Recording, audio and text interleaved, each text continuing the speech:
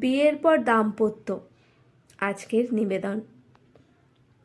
একটা মেয়ে, সেই মেয়েটাকে যখন বিয়ের আগে ছিপছিপে দেহ আর মসৃণ ও উজ্জ্বল ত্বক দেখে বিয়ে করেছিলেন, কত স্বপ্ন তাকে মনে হয়েছিল যেন রাজকন্যা। সেই রাজকন্যাকে পেলে আপনি গোটা রাজত্বই যেন জয় করে নেবেন। অথচ বিয়ের 5-6 বছর পর আপনি আপনার স্ত্রীর দিকে তাকালেন, কি দেখতে পাবেন? ছিমছিমে দেহের জায়গায় চর্বিযুক্ত একটা আনফিট দেহ, মসৃণ উজ্জ্বল ত্বকের জায়গায় খসখসে আর বয়সের ছাপ পড়ে যাওয়া একটা মুখ, চঞ্চলতায় প্রাণবন্ত মানুষটার জায়গায় চিন্তাগ্রস্ত আর ব্যতিব্যস্ত এক নারী। অধিকাংশ পুরুষের তখন আর নিজের স্ত্রীর প্রতি আকর্ষণ কাজ করে না। তাকে তখন আর রাজকন্যা বা রানী বলে মনে হয় না। তখন তাকে কথায় কথায় 2 বাচ্চার মা বলে সম্বোধন করতে বেশি স্বাচ্ছন্দ্য বোধ করে। এই যে পরিবর্তন, একটি পুরুষের মনে বিরূপ প্রভাব পড়া, এটার কারণ কখনো ব্যাখ্যা করা হয়েছে?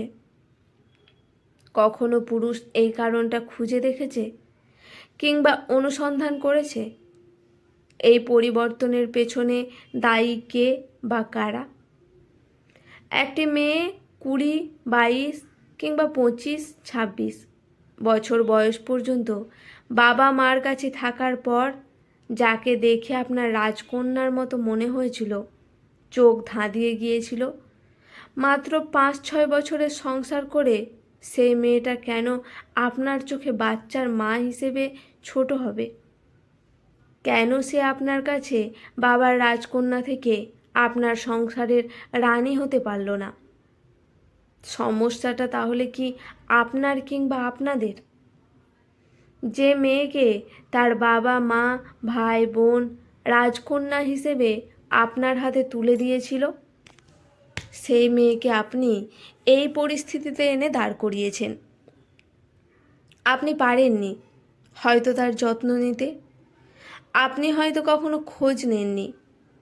বাসন মাজতে গিয়ে তার হাতটা আস্তে আস্তে খসখসে হয়ে গেছে। কখনো সে হাতে সামান্য মেরিল লাগিয়ে দিয়েছিলেন।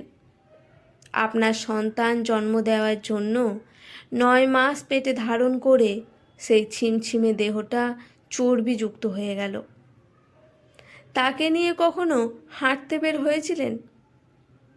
আপনি ঘুমিয়েছেন। আপনার সেই রাজকন্যা আপনার পরিবার এবং সন্তানের দেখাশোনার জন্য ঠিকমতো ঘুমোতে পারেনি। কখনো সেই মসৃণ ত্বকের যত্ন নেওয়ার হয়ে ওঠেনি। ঘুমানোর সময় একটু সময় নিয়ে তাকে মনে করিয়ে দিয়েছিলেন। তার উস্কো খুস্কো চুলে জট লেগে যেত। সে জট খোলার সময় সে পায়নি। আপনার পরিবার আর সন্তানের পেছনে সময় ব্যয় করে আপনি পাশে বসে আঁচড়ে দিতেন কখনো? এরপরেও পুরুষের মনে আসে তার স্ত্রী আগের মতো আকর্ষণীয় নেই। তার খানিকটা বিরক্তি লাগে। কখনো হয়তো কোনো ষোড়শী মেয়েকে দেখে আফসোসও জেগে ওঠে। অতঃপর কেউ কেউ অন্য কারো দিকে ঝুঁকে পড়ে।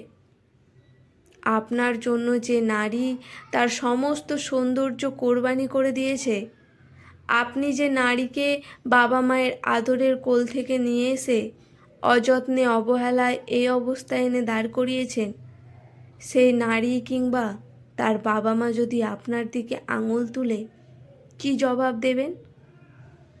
কতজন নারীকে দেখেছেন তার স্বামীর বয়স্ক চেহারার দিকে তাকিয়ে অভক্তি দেখিয়েছে?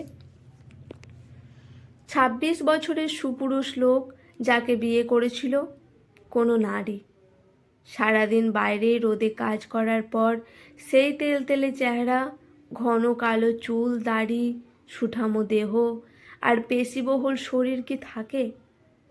থাকে না। পুরুষের চেহারাতেও বয়সের ছাপ পড়ে, চুলে পাক ধরে। সারাদিন কাজের পর তার গায়ের ঘামের দুর্গন্ধ আসে।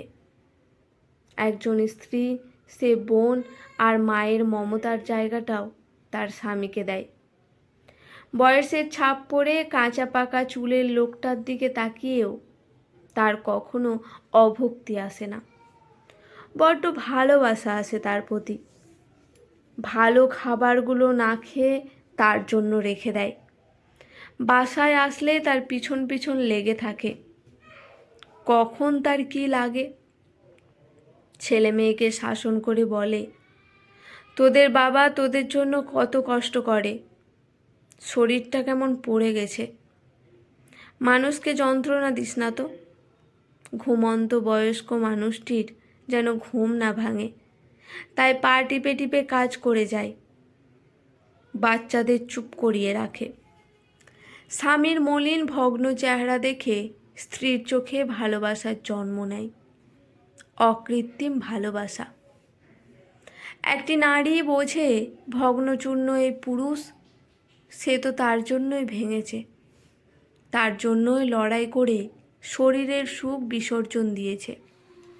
সে নারী ভালোবাসে, আরও ভালোভাবে, আরও মমতায়। আমাদের পুরুষদের জন্য নারীর ভগ্নদশা আমাদের জন্য, তারই উৎসর্গ।